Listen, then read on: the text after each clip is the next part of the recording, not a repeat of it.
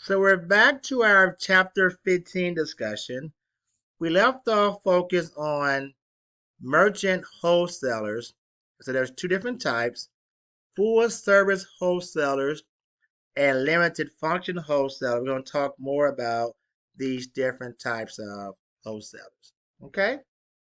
So if you're a limited function wholesaler, it means that you're not handling all of the distribution process, but just certain functions of it. For example, you have what we call the rack jobbers. These are wholesalers that furnish racks or shelves full of merchandise to retailers, display products, and sell on consignment. Then you have your cash and carry wholesalers that serve mostly smaller retailers with a limited assortment of products.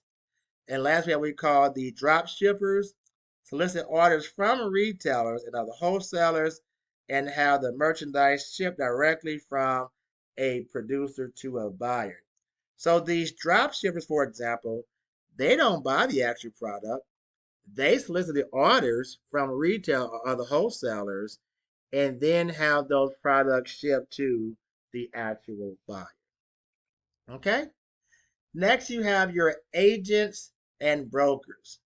So the agents generally maintain long-term relationship with the clients they represent. So these agents have clients and they know the exact type of products or services their clients are looking for. So the manufacturer agents represent several manufacturers in a specific territory. Okay? Then you have your sales agent who will have a single client but in a larger territory. So brokers usually represent clients but on a temporary basis. So perhaps if you're looking for a certain type of vehicle, when you think of these places like Auto Trader now, where you can go online and look at a variety of different cars, Auto Trader is serving as an actual agent or broker. Often they don't actually purchase those cars, they're serving as a marketing intermediary. Okay? So here we have an example of a real estate agent or broker.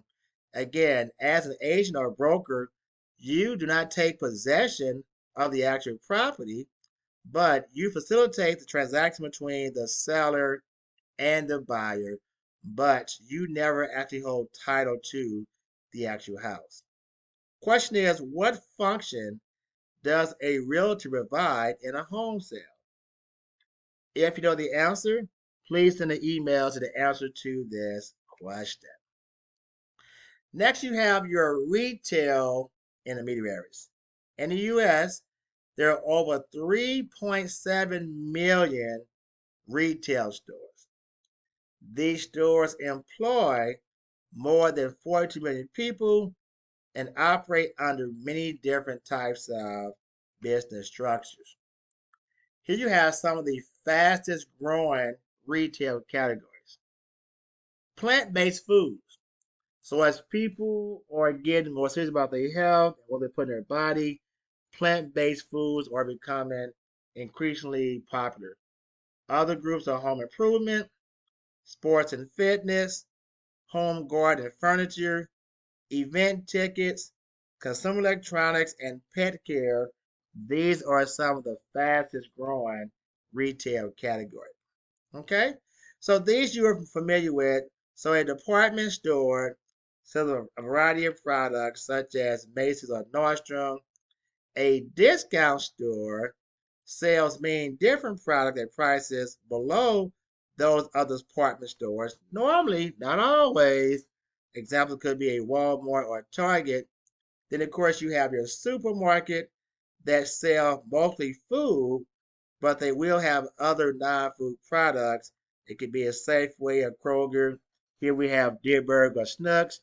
And then with the warehouse club, sells foods and general merchandise in facilities that are usually larger than supermarkets, such as Costco or the Sam's Club.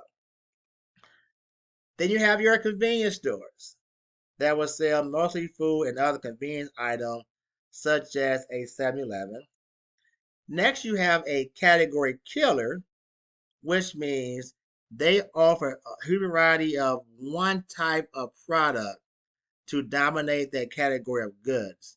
So, for example, Office Depot or Office Max, they focus on materials needed for the office, whether it's paper, pens, computers, etc. With the outlet store, they'll sell general merchandise directly from the manufacturer, but at a discount. Some of those items may have been discounted because they have some type of flaw. So you might buy a t-shirt that has 3 on instead of 2. I'm just saying. So you got like the Nordstrom Rack, you may have the Nike outlet store. With a specialty store, they sell a wide selection of goods in one category. An example would be a jewelry store that sells different types of jewelry. Okay? Next, we'll talk about retail distribution strategy. How are we going to distribute our products? We have intensive distribution, selective, and exclusive. With intensive distribution, we're going to put products into as many retail outlets as possible. So it's a numbers game. We feel that the more retailers have our product, we'll have more sales. With selective distribution, send products only to a preferred group of retailers in an area. So now we're saying that we're not going to put our product in every store, but only certain stores that have our product where you have selective distribution. With exclusive distribution, send products to only one retail outlet in a given geographical area. So now, if you want our product, you must go to a certain retailer in order to receive the actual product. Okay? Online retailing is the fastest growing type of retailer in 2023. Of course, with online retailing selling goods and services to consumers over the internet. Social commerce, a form of electronic commerce that involves using social media, online media, social interaction, and user contribution to assist in the online buying and selling of products and services. Let's talk about that. So when you think about social media, whether it's Twitter, Facebook, Instagram, TikTok, they are all used as a platform for advertising. Again, think about it. You can barely click on anything on your phone now without some type of advertising actually popping up. Online stores sometimes suffer lack of inventory and poor customer service. I'll leave that there. Most companies need both a retail store and an online presence. That's somewhat true. Again, your textbook was published in 2019. You are seeing more companies in 2023 going to an online format and not having the brick and mortar. Okay? Now, there are different types of social commerce. We'll discuss peer to peer sales platforms. There are social networking shops and shopping apps. There's group buying and daily deals, peer recommendations, curated shopping, crowdfunding, crowdsourcing, and social shopping. Let me ask you this. Have you ever Googled, say, for a watch or a pair of shoes, and all of a sudden you'll start getting ads for those items? Yep, it happens all the time. Telemarketing, the sales of goods and services by telephone. Although, while not as popular in 2023, there are still companies who will reach out to potential clients and try to reach them via the telephone. Companies use it to supplement or replace in store selling and to complement online selling. So, a more effective use of telemarketing is that once a client may have actually bought a product, whether in the store or online, then they'll use telemarketing to reach back out to that customer to see how the experience goes and try to convince them to probably make an additional purchase. Okay? Vending machines, kiosks, carts, and what we call pop-up stores. So of course, vending machine displays convenient goods when customers deposit sufficient money. Self-explanatory. Carts and kiosks have lower overhead than stores, so they can offer lower price on items. So you go to the mall and you might see a cart, or we call it kiosk, in the mall floor where they're selling sunglasses, hats, different type of items, and they can offer you a lower price because they're not paying the same price as the Macy's or the Nordstrom when it comes to rental fees. Pop-up stores are very popular in 2023. Temporary outlets that remain open for a short amount of time in small places. So you may get an advertisement saying that there's going to be a pop-up sale this Friday and they're selling X, Y, and Z. Okay? A few other items to take a look at is direct selling, selling to consumers in their homes or where they work. So yes, every now and then while you're at home, somebody may come to your door and try to sell you their product and or service. Multi-level marketing uses salespeople who work as independent contractors. Often with multi-level marketing, the goal is to get other people's not to just buy the product, but also sell the product. And as people come in, what we call under you, then you may receive a percentage of their sales as well as commission. Direct marketing activities that directly link manufacturers or intermediaries with the ultimate consumers. So as I mentioned just a little while ago, um, sometime when you just do a search for a certain product, it shows that you have an interest.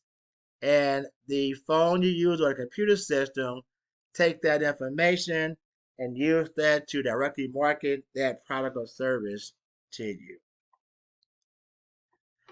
We'll next look at building cooperation in channel systems. We're now saying how are we going to distribute all of these different types of products. We'll first look at a corporate distribution system, a system which all of the organizations in a channel distribution are owned by one firm. Example would be Sherwin-Williams. So of course, all of the Sherwin-Williams paint stores are owned by one firm. Next, we have what we call contractual distribution system, a system which members are bound to cooperate through contractual agreements. So there are different forms of contractual system that we call a franchise system, such as McDonald's or Baskin Robbins. So with a franchise system, you can buy into the actual franchise and become part owner of that organization. Then there's what we call wholesale sponsor chains, which means that the actual wholesalers sponsor these chains, such as Ace Hardware.